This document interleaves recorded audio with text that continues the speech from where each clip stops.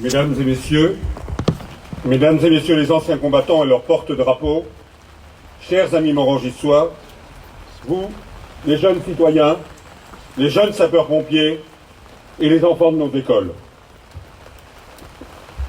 Il y a tout juste 100 ans, sur les champs de bataille de l'Est de la France, le clairon sonnait le cessez-le-feu. Les cloches des églises, à toute volée, propageaient de village en village la nouvelle tant attendue. La guerre est finie. Dans les villes, on pavoisait, on défilait, on dansait, on s'embrassait pour fêter la victoire. Mais quelle avait encore été difficile cette 5e année de guerre. Au printemps, 5 grandes offensives allemandes et Paris sous les obus. Et à partir de juillet, la contre-offensive des Alliés. Autant de batailles féroces, destructrices, meurtrières. C'est au cours d'une de ces batailles que Morangis, notre petit village d'alors 300 habitants, était à nouveau endeuillé par la mort d'un des siens. Félix Cordier était tombé, tué face à l'ennemi, le 19 juillet à Saint-Conin-et-Breuil. Il était caporal au 9e régiment de marche des Zouaves, décoré de la Croix de guerre. Dans sa vie d'avant, Félix était journalier, ouvrier agricole, comme beaucoup de Morangissois d'alors. C'était un gars du pays, né à Morangis 26 ans plus tôt, qui s'était marié avec Marie Roquetin, quelques semaines auparavant, le 12 avril 1918. Félix Cordier ajoutait son nom aux 12 autres jeunes Morangissois, victimes de celle qu'on nomme la Grande Guerre. Ces dernières batailles, menées avec le soutien des forces américaines, allaient précipiter la fin de la guerre. Face à l'inexorable avancée des adversaires, l'absence de vivres, l'épidémie de grippe, l'agitation sociale, la déroute de ses alliés, le général en chef des armées allemandes, Ludendorff, demanda un armistice le 4 octobre. Il fut signé par les représentants de la Nouvelle République allemande et le maréchal Joffre le 11 novembre 1918 au petit matin. Et le cessez-le-feu fut fixé le jour même à 11 heures. Ce 11 novembre 1918, ce n'était pas la fin de la guerre. Elle allait se poursuivre jusqu'en 1923 sur d'autres fronts. La démobilisation des soldats prendra 2 longues années. Ce n'est que le 28 juin 1919 que sera signé le traité de paix de Versailles. Une paix dont nous savons aujourd'hui qu'elle ne fut hélas qu'un interlude entre 2 guerres. Et il faudra de nombreuses années pour effacer les séquelles de cette guerre qui se lisent sur les visages des gueules cassées et les membres meurtris des invalides, mais aussi dans la vie quotidienne des survivants. Le 11 novembre 1918, c'était pourtant le signe d'un immense espoir. Mais si dans les grandes villes, la joie s'exprimait dans toute sa démesure, pour beaucoup, sur le front, dans les villages, les cœurs n'étaient pas à la liesse, mais plutôt au soulagement et au recueillement. Cet armistice signifiait pour beaucoup de combattants une sombre victoire, une victoire baignée de sang et l'espérance d'une paix éternelle. Dans ce 11 novembre 1918, Xavier Sheila, un cavalier du 8e cuirassé, ne ressent aucune joie. Il écrit « Le cauchemar de 4 années et demie est terminé. C'est l'armistice. Chose à peine croyable, cette fin de tuerie passa presque inaperçue parmi nous et ne donna lieu à aucune manifestation.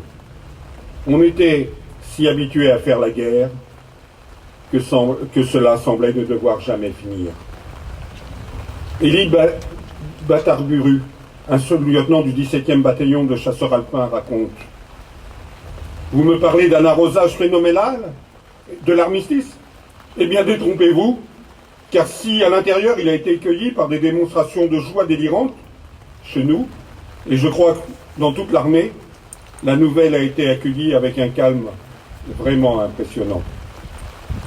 Et l'on ne rit pas, on ne chante pas, on ne s'embrasse pas, on ne saute pas de joie, on n'explose pas. C'est la paix, bon Dieu. Et nous restons inertes. Malheur, serions-nous tués en dedans? S'interroge pour sa part Camille Rouvière du 41e régiment d'infanterie. Blessé lors de la deuxième bataille de la Marne, Émile Morin, en convalescence à la Neuville-les-Selles, se souvient et s'interroge. Le lundi 11 novembre, par une belle journée ensoleillée, alors que je suis en pleine forêt, j'entends de toutes parts sonner les cloches, joyeuses, annonciatrices de la fin du plus horrible cauchemar que l'humanité ait jamais connu. Une joie délirante s'empare du pays tout entier, et surtout des survivants, qu'ils soient à l'avant ou à l'arrière. Je voudrais être au front, à cet instant suprême, au milieu de mes camarades, pour partager leur enthousiasme, après avoir partagé leur souffrance. Mais je me demande si leur étonnement n'est pas aussi très grand, et s'ils ne se posent pas, entre autres questions, est-ce bien vrai? Par quel hasard suis-je encore là?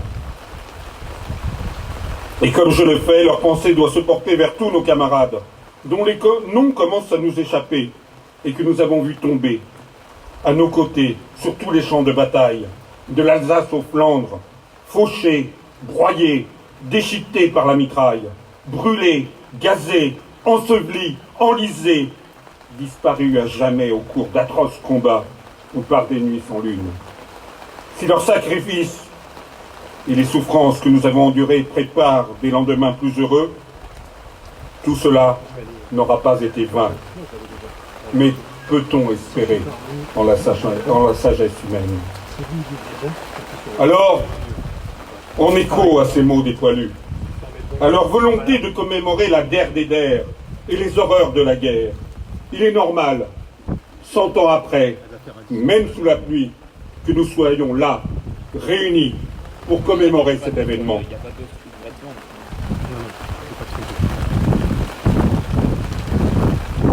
Commémorer, c'est se souvenir. C'est d'abord rendre hommage à tous ceux qui ont vécu la Grande Guerre, aux 13 Morangissois, dont nous verrons les noms inscrits sur le monument aux morts, aux 9 millions de morts, 6 millions d'invalides, aveugles, gazés, amputés de toutes les armées.